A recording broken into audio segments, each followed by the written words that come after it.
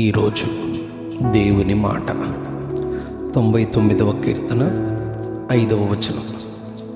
మన దేవుడైన యెహోవాను ఘనపరచుడి, మన దేవుడైన యెహోవాను ఘనపరచుడి. ఆయన పాదపీఠం ఎదుట సాగిలపడుడి, ఆయన పరిశుద్ధుడు. ఈ 99వ కీర్తనను కొందరు దావీదు రాసి ఉంటాడు అని ఆయనకు ఆపాదిస్తారు. ఈ మాటల పొందిక విధానము దావీదుదే అని కొందరు అంటారు. మరికొందరు ఈ కీర్తన మోషే వ్రాసి ఉండవచ్చు అని కూడా చెబుతారు.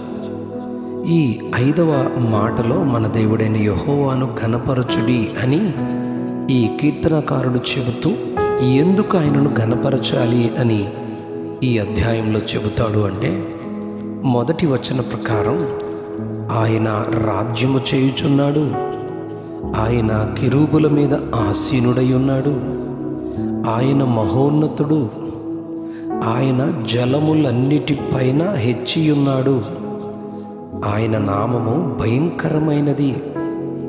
ఈ కీర్తన అంతటిలో మనం గమనిస్తే ఆయన పరిశుద్ధుడు, ఆయన న్యాయమును ప్రేమించు వారిని రాజును స్థిరపరిచేవాడు, ఆయన యాకోబు కుటుంబముల మధ్య నీతి న్యాయములను జరిగించువాడు, ఆయన తనకు మొరపెట్టు వారికి ఉత్తరమిచ్చువాడు, ఆయన మేఘ స్తంభములో నుండి తన వారితో మాట్లాడారు, వారి వారి క్రియలను బట్టి ప్రతీకారము చేసే దేవుడు, ఆయన పాపము పరిహరించు దేవుడు.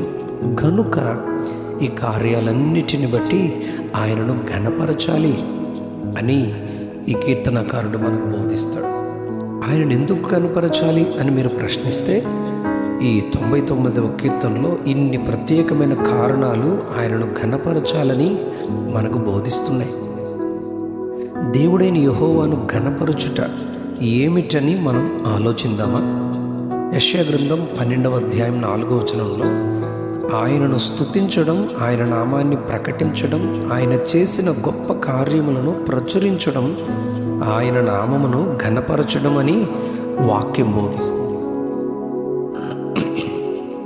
34వ కీర్తన 3వ వచనంలో దావీదులా అంటాడు, నాకు కలిగిన భయములన్నిటిలో నుండి ఆయన నన్ను తప్పించెను గనుక ఆయన నామమును గొప్ప చేయాలి, నాతో కూడి యెహోవాను ఘనపరచుటకు రండి అని ఆహ్వానిస్తాడు.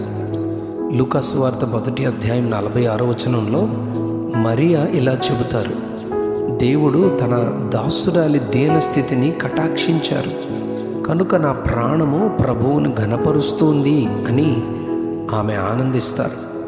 దానియేలు గ్రంథం 2వ అధ్యాయం 22వ వచనంలో రాజైన నెబుకద్నెజరు తాను కనిన కలను మరిచిపోయినప్పుడు దాని భావమును చెప్పమని తన దేశంలోనున్న జ్ఞానులను సకల శాస్త్ర ప్రావీణులను తెలిసిన వారినందరినీ అడిగినప్పుడు వారెవరూ కలను చెప్పలేమని వెనుదిరిగిపోగా దానియేలు దేవుని సన్నిధిలో ప్రార్థించి కలను దాని భావమును చెప్పగలుగుతారు. దేవుడు తనకు అనుగ్రహించిన వివేకమును బలమును బట్టి దానియేలు దేవుని ఘనపరిచినట్లు ఈ వచనంలో చెప్పబడింది. 4వ అధ్యాయం దానియేలు గ్రంథం 37వ వచనంలో నెబుకద్నెజరుకు ఆరోగ్యం పాడైపోతుంది. తరువాత నెబుకద్నెజరు ఆరోగ్యం పొందుకున్న తర్వాత నేను దేవునిని ఘనపరుస్తున్నాను అని తాను ప్రకటిస్తాడు. 100వ కీర్తన 4వ వచనంలో కృతజ్ఞతార్పణలు చెల్లిస్తూ ఆయన గుమ్మములలో ప్రవేశించి ఆయనకు కీర్తనలు పాడడమే దేవునిని ఘనపరచడం అని ప్రకటిస్తాడు దావీదు.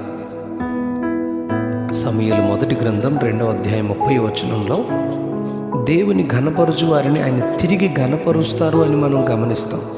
14వ సామెత 31వ వచనంలో బీదలను కనికరించువాడు ఆయనను ఘనపరచువాడని చెప్పబడింది. 24వ సామెత 21లో యెహోవాను ఘనపరచాలి, రాజును ఘనపరచాలని సొలొమోను చెబుతాడు. కానీ అనేకులు దేవుని పెదవులతోనే ఘనపరుస్తారు, కానీ వారి హృదయము దేవునికి ఎంతో దూరంగా ఉన్నదని మార్కు సువార్త 7వ అధ్యాయం 6వ వచనంలో ఉన్న మాటను యెషయా ప్రవచనాన్ని యేసు ప్రభు గుర్తు చేస్తారు. కుమారుడు తండ్రిని, దాసుడు యజమానుని ఘనపరిస్తే నేను మీకు తండ్రినైతే నాకు రావలసిన ఘనత ఏమైంది అని ప్రభువు ప్రశ్నిస్తారు. గనుక ఆయన పిల్లలుగా ఆయనను ఘనపరచు హృదయముతో ఆయనకు కృతజ్ఞతా స్తోత్రములను చెల్లిస్తూ ఆయన కుమార్తెలముగా జీవించుదాం. అట్టి కృపను ప్రభు సమృద్ధిగా మనకు దయచేయనుగాక. Amen, amen, amen. మన దేవుడైన యెహోవాను ఘనపరచుడి, మన దేవుడైన యెహోవాను ఘనపరచుడి. ఆమెన్.